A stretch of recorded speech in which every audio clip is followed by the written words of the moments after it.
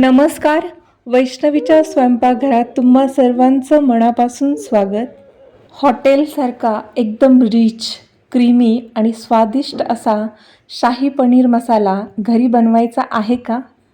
तर ही रेसिपी शेवटपर्यंत नक्की बघा, कारण आज आपण एकदम चमचमीत आणि एकदम रिच स्टाईल शाही पनीर मसाला घरच्या घरी बनवणार आहोत.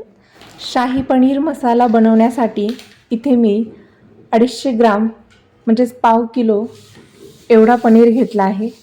आता आपल्याला हा संपूर्ण पनीर छान छोट्या छोट्या क्यूबमध्ये कापून घ्यायचा आहे.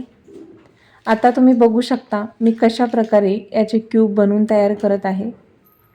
खूप जास्त मोठेही क्यूब नसायला हवे, आपल्याला एकदम स्क्वेअर शेपमध्ये हे कट करायचे आहे.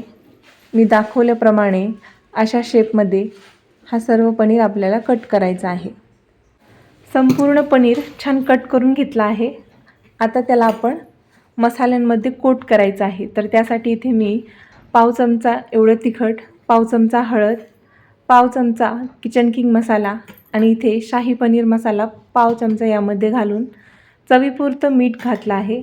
आता थोडंसं तेल घालून याला छान मिक्स करायचं आहे आणि सर्व मसाला पनीरला लागेपर्यंत छान याला मिक्स करून घ्यायचं आहे. आता आपल्या पनीरला सर्व मसाला छानपैकी कोट झाला आहे. आता आपण याला शॅलो फ्राय करूया. तर त्यासाठी इथे मी पॅनमध्ये थोडंसं तेल घातलं आहे. म्हणजे इथे मी 1 चमचा तेल आणि 1 चमचा तूप या पॅनमध्ये घातलं आहे. तुम्ही बटरचा देखील वापर करू शकता. आता तेल छान गरम झालं आहे. आता आपण त्यामध्ये सर्व मॅरिनेट झालेला पनीर पूर्ण आपण यामध्ये घालूया आणि याला 3 ते 4 मिनटं छान शॅलो फ्राय करून घेऊया.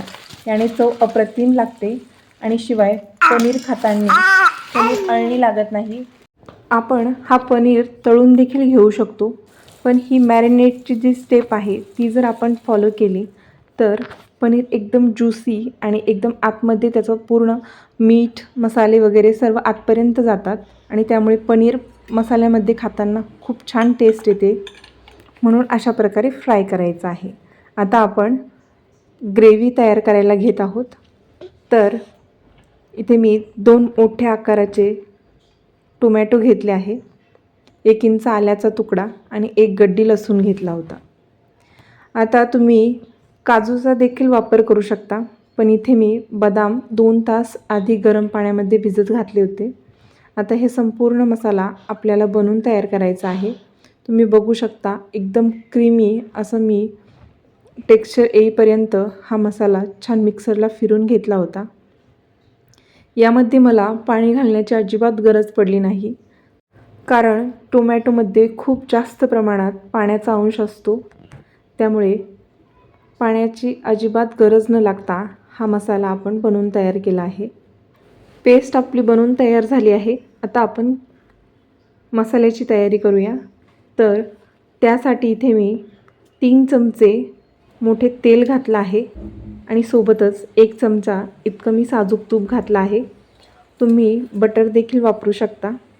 आता अर्धा चमचा जिरे, 2 हिरव्या वेलची, 1 स्टार फूल, 1 दालचिनीचा तुकडा, 2 ते 3 मिरे आणि 2 ते 3 लवंग घातले आहे आणि 1 तेजपत्ता. सोबतच 1 मोठ्या आकाराचा बारीक चिरलेला कांदा. आता हे सर्व आपल्याला छान परतून घ्यायचं आहे. कांदा छान गुलाबी रंगावर परतायचा आहे.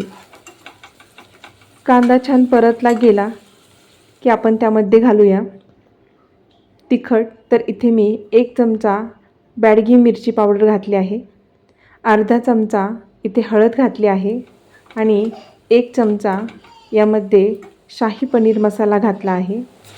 याने टेस्ट खूप छान येते. आता आपले पावडर मसाले जळू नये म्हणून यामध्ये मी थोडंसं गरम पाणी घातलं आहे आणि पुन्हा याला तेल सुटेपर्यंत छान परतून घ्यायचं आहे.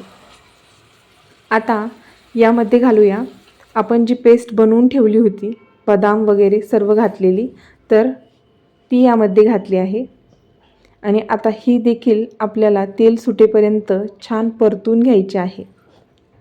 आपण कोणतीही भाजी बनवत असू त्यावेळेस आपण जेवढ्या प्रमाणात भाज्यांचा मसाला छान परतू तेवढी त्याची जी चव असते ती अप्रतिम येते. आता आपला सर्व मसाला छान प्रकारे परतून झाला आहे. तेल देखील छान सुटलं होतं, म्हणजे याचाच अर्थ प्रत्येक इन्ग्रेडियंट्स यामधला पूर्णपणे छान शिजला गेला आहे. आता यामध्ये मी गरम पाणी घालून याला छान पुन्हा तेल सुटेपर्यंत याला परतून घेतलं आहे. आता या स्टेजला आपण यामध्ये घालूया परतून घेतलेले पनीर. आता हे पनीर शॅलो फ्राय केल्यामुळे आपल्याला याला खूप जास्त शिजवायची गरज पडणार नाही. आता सर्व पनीर आपल्याला यामध्ये छान मिक्स करून घ्यायचं आहे. तुम्ही बघू शकता मस्त असं टेक्स्चर आलं आहे आणि तेल देखील खूप छान प्रकारे सुटलं आहे. आता तुम्हाला दाखवते कशा प्रकारे आपला पनीर मसाला बनून तयार आहे. आता यामध्ये फक्त आपण गार्निशिंगसाठी मस्त घरची फ्रेश क्रीम घालणार आहोत.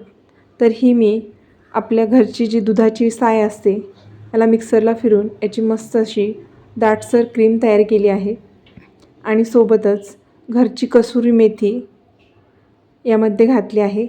आता चवीपुरतं मीठ आणि आता घालूया मस्त बारीक चिरलेली फ्रेश अशी कोथिंबीर. आता तुम्ही बघू शकता मस्त आपला पनीर मसाला एकदम बनून तयार आहे. एकदम रिच टेक्स्चर देखील खूप छान आला आहे. आता आपण गरमागरम याला नानसोबत रोटीसोबत सर्व करू शकता. तर इथे मी रोटीसोबत सर्व केला आहे. तर तुम्ही बघू शकता मस्त असा शाही पनीर मसाला आपला बनून तयार आहे. तर चला वाट कसली बघताय, तुम्ही पण हा शाही पनीर मसाला पटकन घरच्या घरी बनवायला घ्या. रेसिपी आवडली असेल तर व्हिडिओला एक लाईक नक्की करा. चॅनलवर नवीन असाल तर चॅनलला नक्की सबस्क्राईब करा. भेटूया अशाच नवनवीन व्हिडिओसोबत. तोपर्यंत खात रहा, मस्त रहा. धन्यवाद.